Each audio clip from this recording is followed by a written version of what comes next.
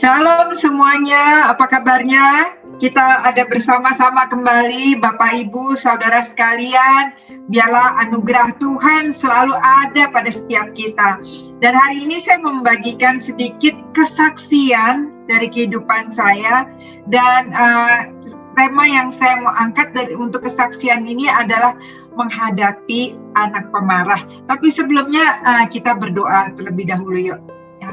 Bapa di surga, kami datang kepadamu, kami mengucap syukur untuk segala kebaikan-Mu. Bapa, di dalam pertemuan singkat ini, Tuhan, biarlah Engkau yang berbicara kepada setiap kami ya Tuhan. Biarlah setiap firman yang ada sungguh-sungguh menjadi tuntunan bagi kehidupan kami, menjadi kekuatan bagi kehidupan kami, dan kami boleh menerima kasih-Mu lebih lagi ya Tuhan, sehingga apa yang kami lakukan semua karena kasih-Mu.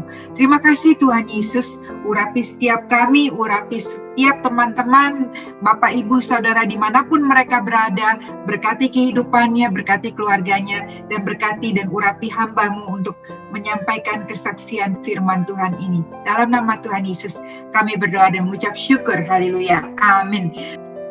Saudara yang dikasihi, saya ini punya 4 orang anak. Yang pertama sudah 21 tahun perempuan, nomor 2 laki-laki dan sudah berumur 15 tahun.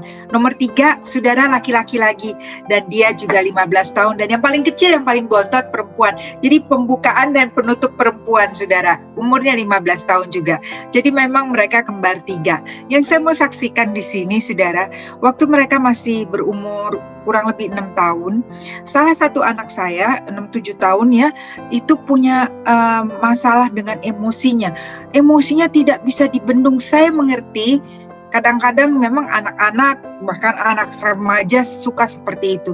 Tetapi yang saya perhatikan ini anak berbeda ya, dan kalau marah itu wah, heboh sekali gitu. Saya sebagai hamba Tuhan, saya berdoa, saya tumpang tangan, udah segala macam doa, puasa dan sebagainya saudara.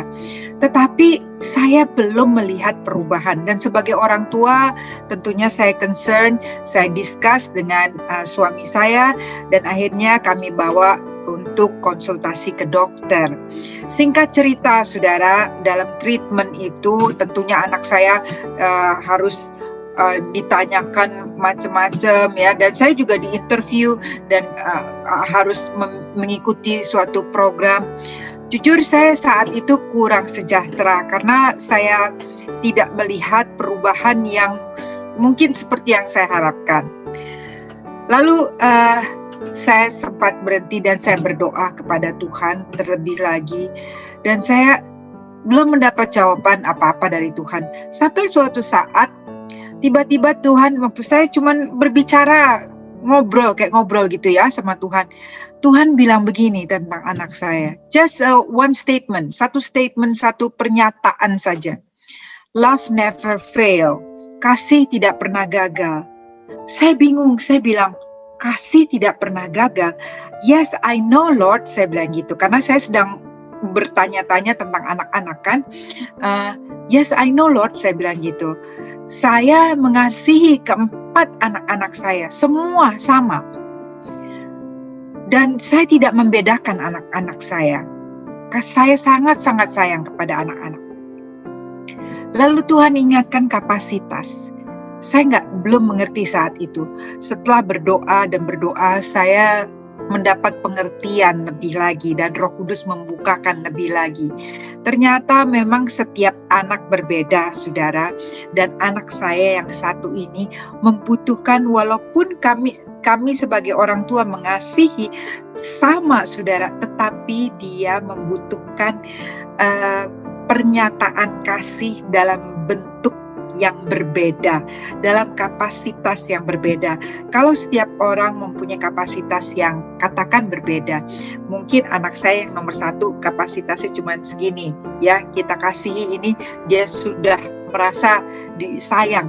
Nomor 2 juga begitu, nomor 3, nomor 4, tetapi salah satu dari anak saya di kembar 3 itu, dia mempunyai kapasitas yang lebih besar untuk dipenuhi dengan kasih lagi. Dan saya bilang sama Tuhan, Tuhan, kasih saya terbatas, yes, memang kasih kamu terbatas, pakailah kasihku. Saudara, di situ saya mengerti, saudara. Karena 1 Yohanes 4 ayat 16 saya bacakan untuk saudara ya. Kita telah mengenal dan telah percaya akan kasih Allah kepada kita. Allah adalah kasih. Saya baca lagi ya. Allah adalah kasih. Dan barang siapa tetap berada di dalam kasih, ia tetap berada di dalam Allah dan Allah di dalam dia.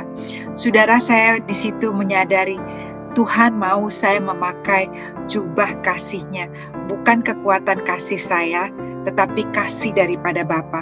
Dan di situ saya minta pengurapan daripada Tuhan untuk saya bisa memberikan kasih itu lebih lagi, karena bukan berarti langsung berhenti.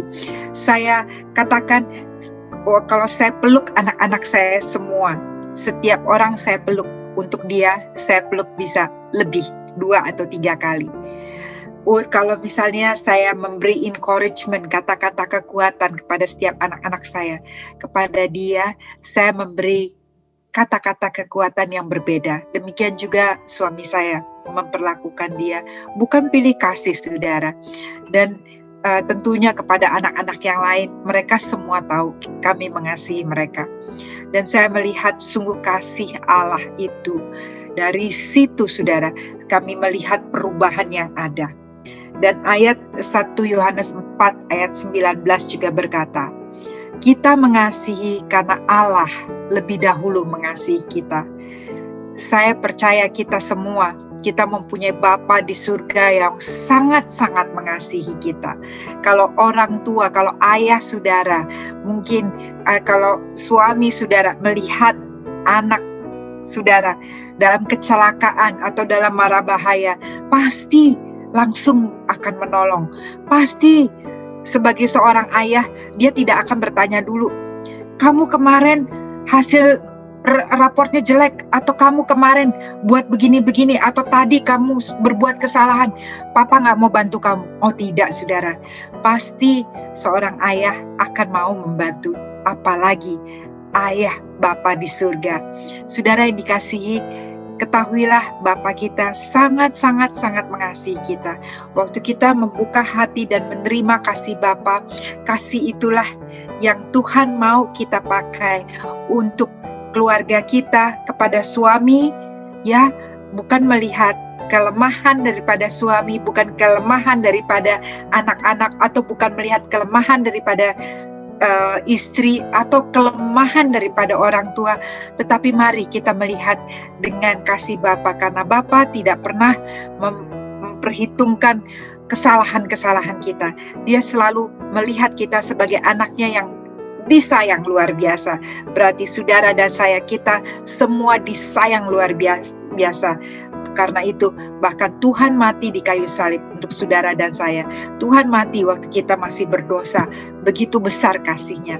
Dan biarlah hari ini sharing kesaksian saya ini bisa memberi kekuatan kepada setiap ibu-ibu, khususnya seperti saya yang menghadapi anak-anak yang mempunyai masalah.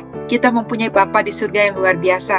Mari kita pakai jubah kasih, sehingga perspektif kita, cara kita melihat masalah anak kita yang emosi, yang pemarah, kita bisa berikan kasih Bapa kepada mereka. Kasih tidak pernah gagal. Love never fails. Saudara, mari kita tutup di dalam doa. Bapa di surga, terima kasih untuk kasih-Mu yang begitu besar, Tuhan.